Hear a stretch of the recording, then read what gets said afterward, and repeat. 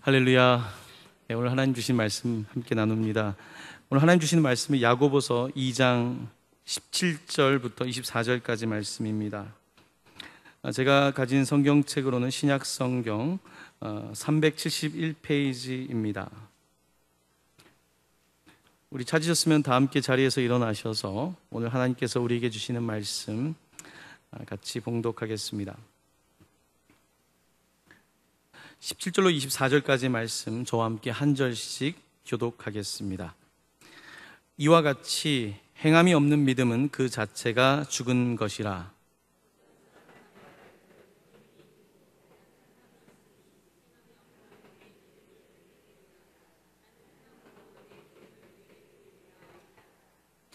내가 하나님은 한 분이신 줄을 믿느냐? 잘하는도다. 귀신들도 믿고 떠느니라.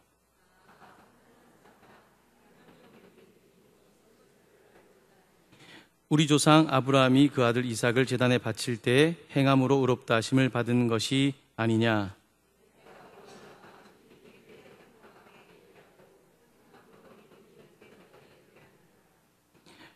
다 함께 읽습니다. 이른바 아브라함이 하나님을 믿으니 이것을 의로 여기셨다는 말씀이 이루어졌고 그는 하나님의 벗이라 칭함을 받았느니. 계속 읽습니다. 이로 보건대 사람이 행함으로 의롭다 하심을 받고 믿음으로만은 아니니라. 아멘. 네, 자리에 앉으시면 되겠고요. 앞에 무대가 있어서 여러분과 제가 너무 멀게 느껴져서 저에게 마이크를 하나 주시면 제가 앞에서 설교를 하는 게 더 편할 것 같습니다.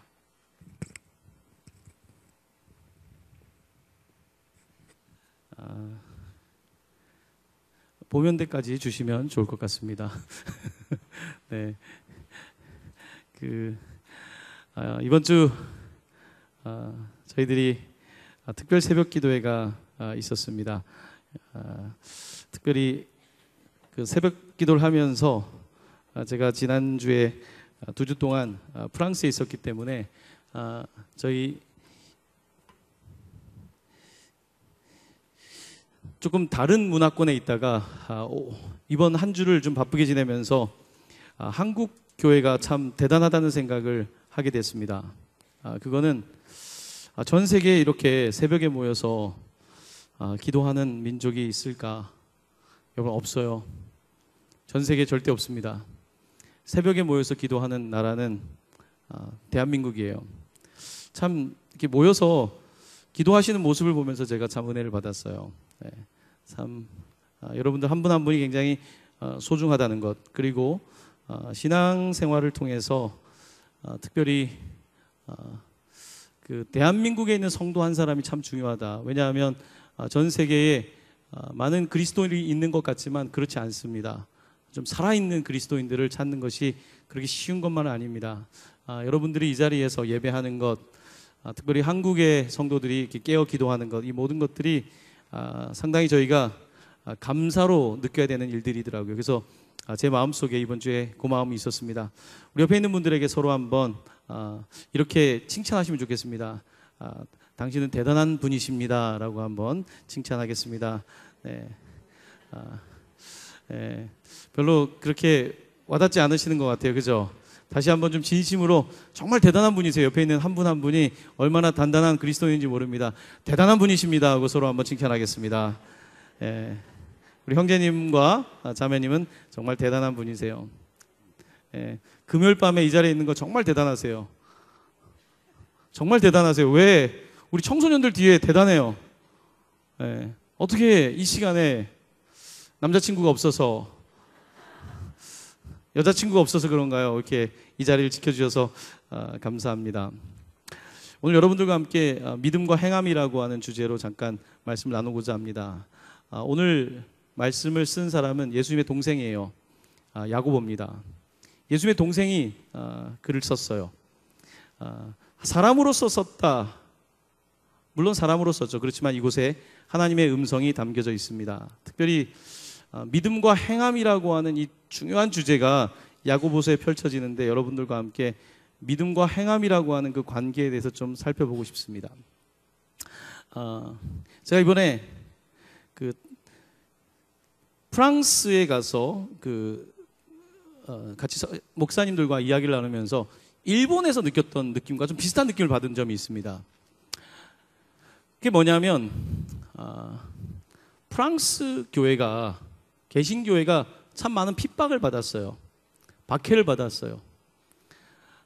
루이 14세 이후에 프랑스에 약 100여 년 동안 프랑스 개신교인들은 도망 다녀야 됐어요. 그래서 이들을 뭐라 그러냐면 사막의 사람들, 광야의 사람들이라 불러요. 광야 같은 생활을 했어요. 이들이 그렇게 생활하면서 드러내놓고 믿는 것이 참 어려웠던 거예요.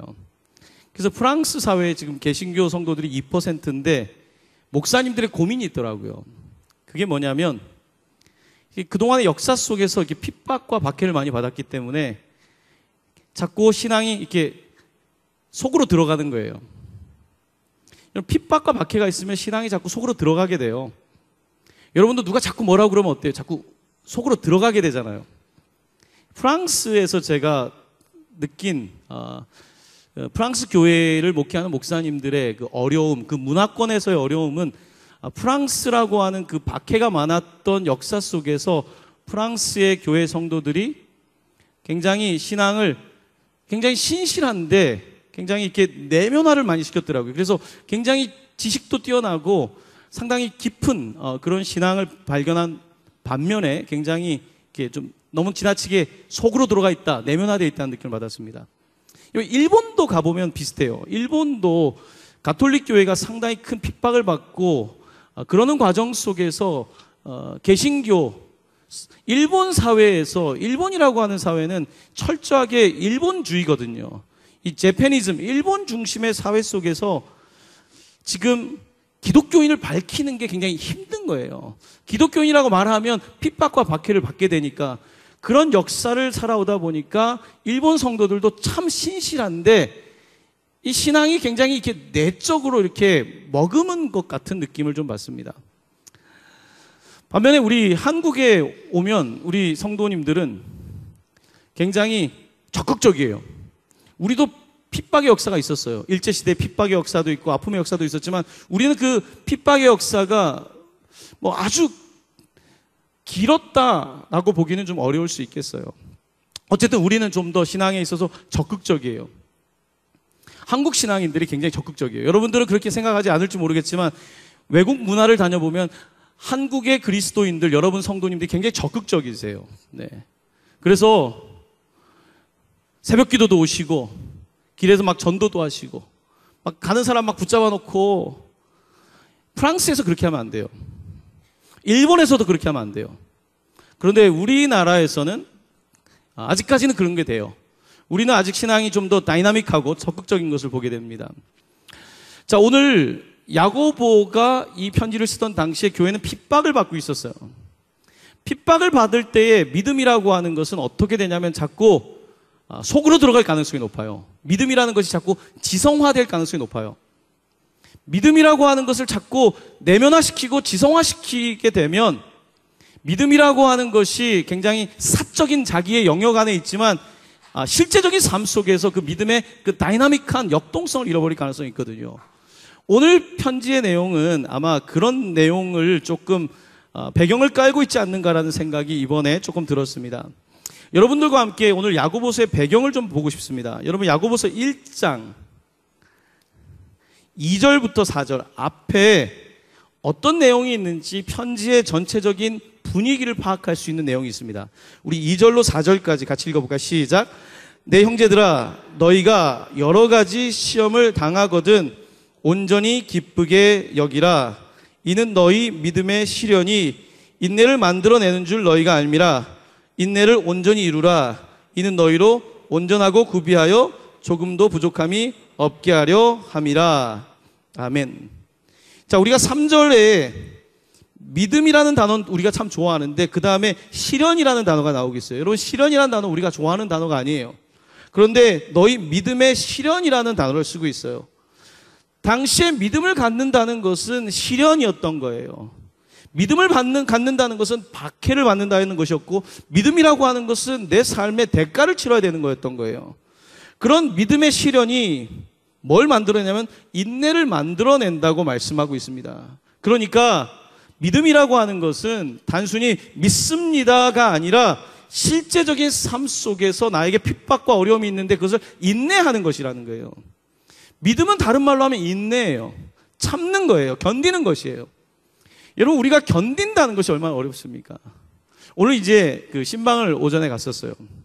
이제 가정신방을 가면 특별히 이제 아이들을 다 키워놓고 이렇게 애쓰는 주로 주부들이 신방을 많이 받으시잖아요. 가서 이렇게 이야기를 나누면서 늘 특별히 이제 아이들을 키운 어머니들을 보면은 사실 마음속에 참 대단하다는 생각이 들어요. 왜냐하면 아이를 낳고 지금까지 정말 꾸준히 한 거예요. 아이를 키운다는 건 꾸준해야 돼요. 얘가 울면 일어나서 젖을 먹여야 되고 밥을 먹여야 되고 아침에 씻겨서 학교를 보내야 되고 꾸준하게 해야 되는 이 엄마의 그 꾸준함이 인내라고 하는 것이 사실 믿음이에요. 우리가 이 아동 발달을 이야기할 때 가장 중요한 게 뭐냐면 엄마의 믿음이에요. 인내예요. 사실은 꾸준하게 해주는 것. 늘 엄마가 그 자리에 있는 거예요. 늘 아빠가 그 자리에 있는 거예요. 이게 믿음이라는 것이에요. 이게 인내라는 것이에요.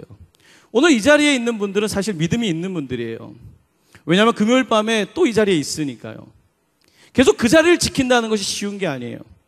근데 이와 같은 믿음의 우리의 삶이라고 하는 것이 우리를 연단시키게 되고 믿음이 그냥 입술로 믿습니다가 되는 것이 아니라 믿음이 온전하게 우리의 하나의 캐릭터, 우리의 인성이 되고 성품이 돼야 된다는 것이에요.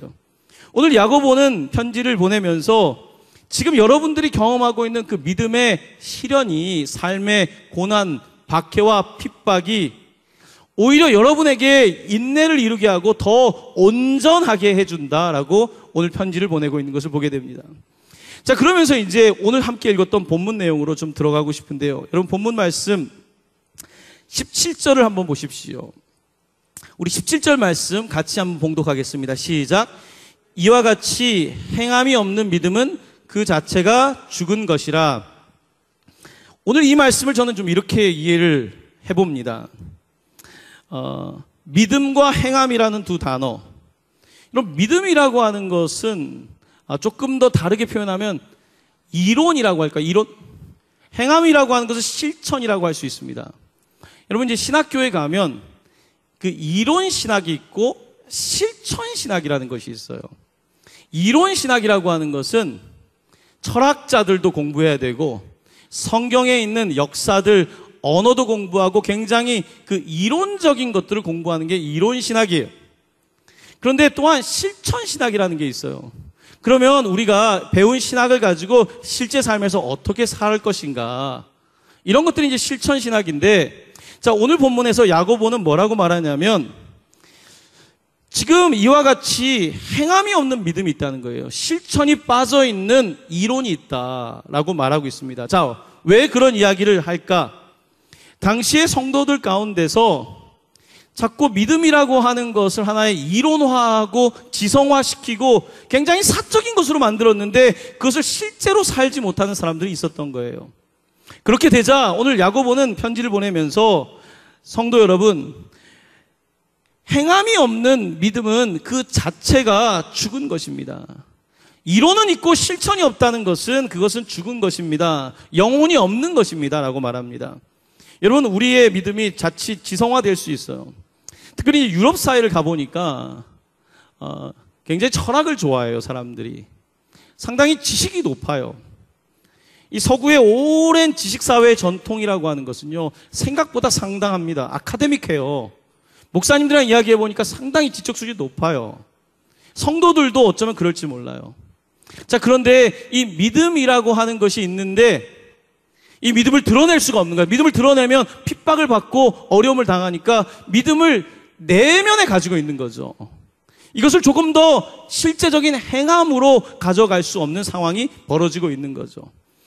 우리는 사실은 신앙생활을 하면서 믿음이 있다라고 말하지만 우리의 매일의 삶 속에서 그걸 행함으로까지 가져가는 것이 무척이나 어렵다는 것을 보게 됩니다. 오늘 야고보서는 우리에게 믿음이 있다고 하면서 행함이 없는 것은 죽은 것이라고 말하고 있는 것을 봅니다. 자, 그러면서 예를 들고 있는데 누구의 예를 드냐면 아브라함의 예를 들고 있습니다. 여러분 한번 같이 21절 말씀부터 한번 볼게요. 한번 들어보십시오. 21절부터 이해합니다. 우리 조상 아브라함이 그 아들 이삭을 제단에 바칠 때에 자, 믿음으로 의롭다가 아니라 행함으로 의롭다 하심을 받은 것이 아니냐. 내가 보거니와 믿음이 그의 무엇과 행함과 함께 일하고 행함으로 믿음이 온전하게 되었느니라. 그러면 계속 행함이란 말을 씁니다. 이에 성경에 이른바 아브라함이 하나님을 믿으니 이것을 의로 여기셨다는 말씀이 이루어졌고 그는 하나님의 벗이라 칭함을 받았나니 이로 보건대 사람이 무엇으로? 행함으로 의롭다 하심을 받고 믿음으로만은 아니니라. 여러분 우리가 로마서에서 읽던 것과 달라요. 이는 사람이 믿음으로 의롭다 하심을 받았다고 해놓고서 오늘 야고보는 사람이 행함으로 의롭다 함을 받았다라고 하는 전혀 정반대 이야기를 하는 것 같습니다. 자, 오늘 이야기는 정반대 이야기가 아니에요. 정반대 이야기가 아니라 믿음이라고 하는 것이 지식으로 남아있고 믿음이라고 하는 것이 사적인 영역에 남아있고 믿음이라고 하는 것이 하나의 전통으로 남아있는 사람들에게 믿음이라고 하는 것은 실천을 포함해야 된다라고 말하고 있는 것입니다. 제가 이제 여러분 한국에서 교육을 받는다는 것은 제가 교육을 받을 때는 굉장히 주입식 교육이었어요. 우리 학생들은 어떤지 모르겠습니다. 근데 주입식 교육이었죠. 다 외워야 됐고 잘 외우는 사람이 공부 잘하는 거예요. 네. 암기를 잘하는 사람이 저의 당시에는 그랬어요. 지금은 조금 더 창의적인 교육을 하고 있는 걸로 알고 있습니다.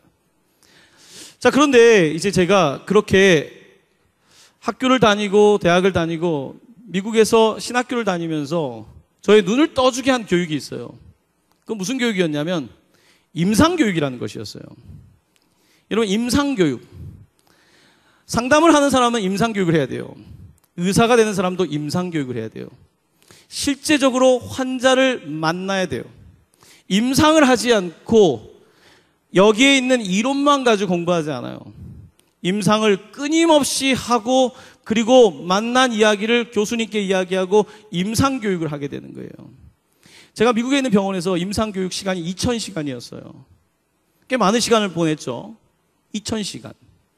임상교육이라고 하는 것을 하면서 저는 교육이라고 하는 것이 이론만으로 끝나는 것이 아니라 실제적으로 우리의 삶 속에 들어가야 되고 실천할 수 있도록 해줘야 된다는 생각을 굉장히 강하게 했어요. 오늘 마찬가지입니다.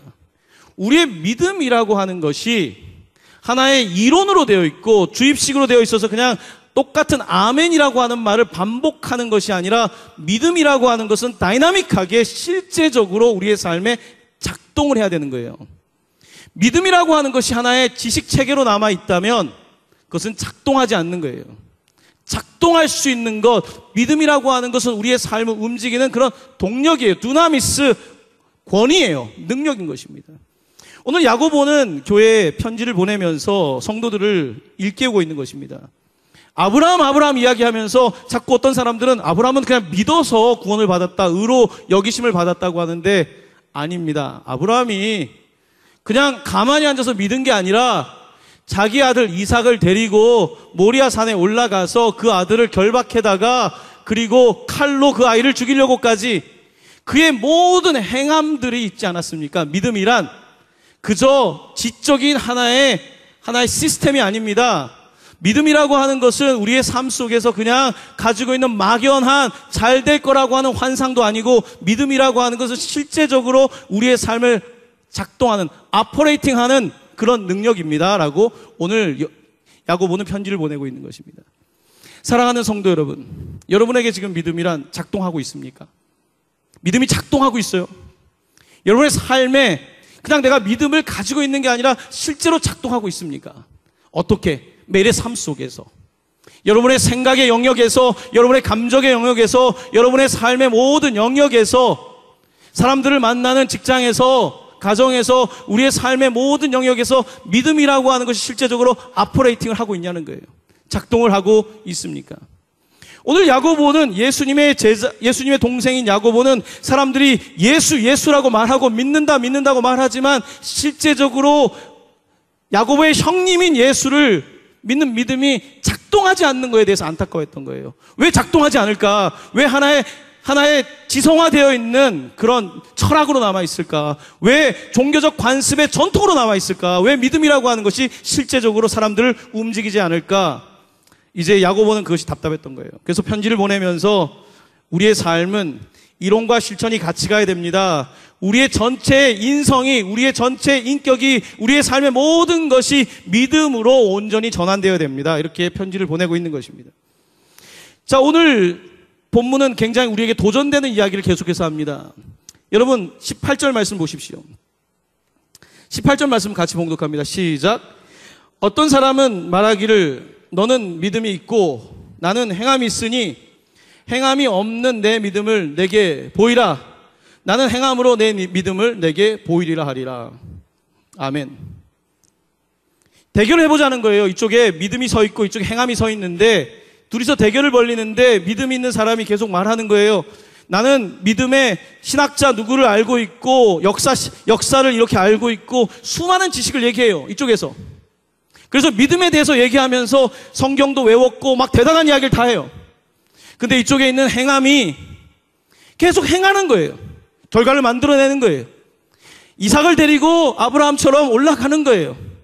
자, 그러면 사람들이 보고 도대체 무엇이 진짜냐고 말하겠냐는 거예요. 많은 지식을 가지고 있는 믿음이 진짜입니까? 아니면 지금 움직이고 있고 작동하고 있는 이게 진짜입니까? 라고 물어봤을 때 여러분 무엇이 정답이라고 말하겠습니까?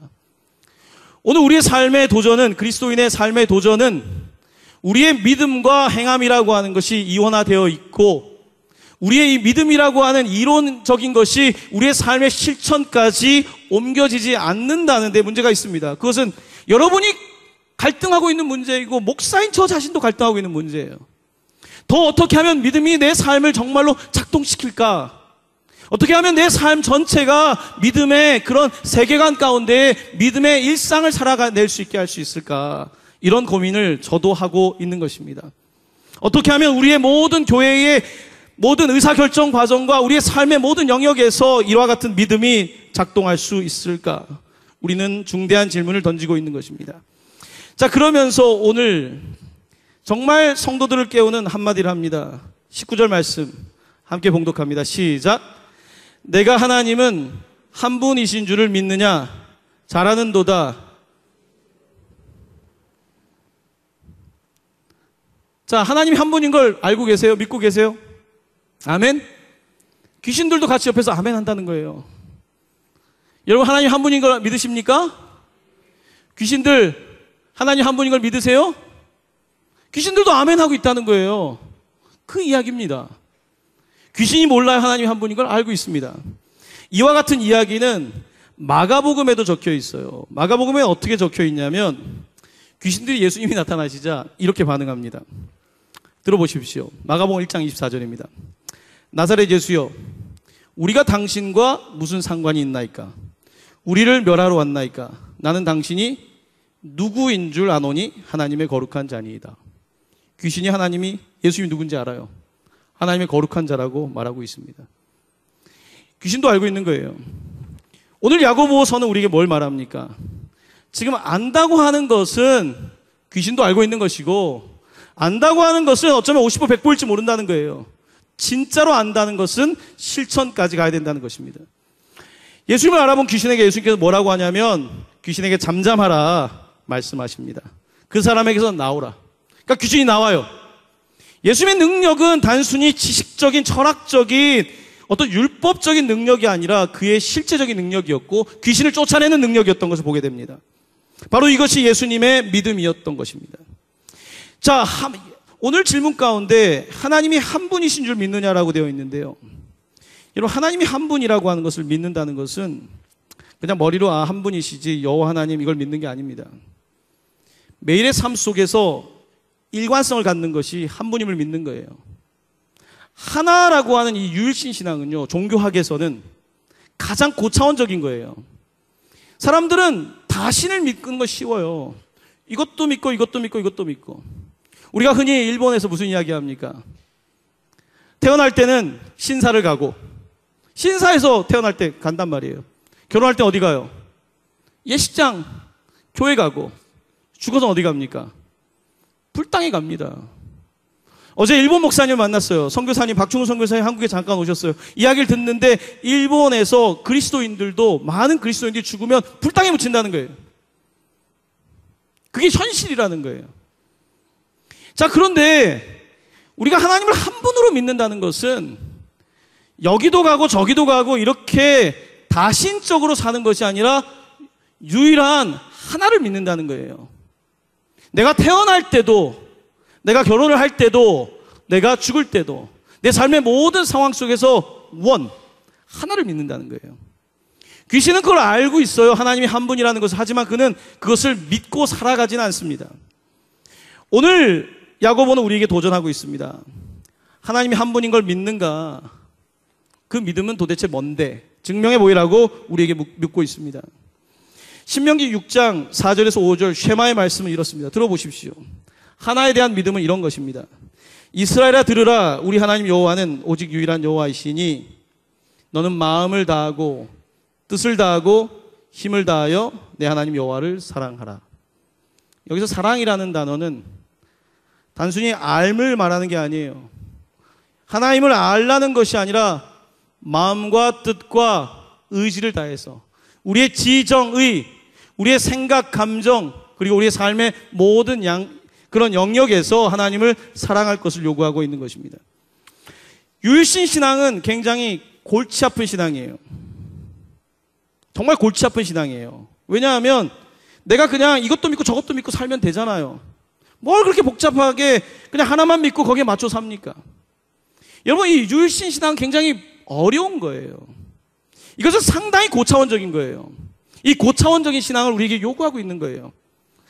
사탄과 귀신이 믿는 그런 지적인 수준 넘어서서 우리의 실제 삶이 하나이신 하나님을 믿을 것을 요구하고 있는 것입니다.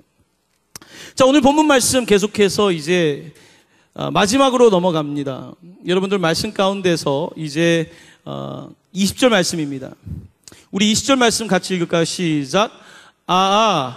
허탄한 사람아, 행함이 없는 믿음이 헛것인 줄을 알고자 하느냐.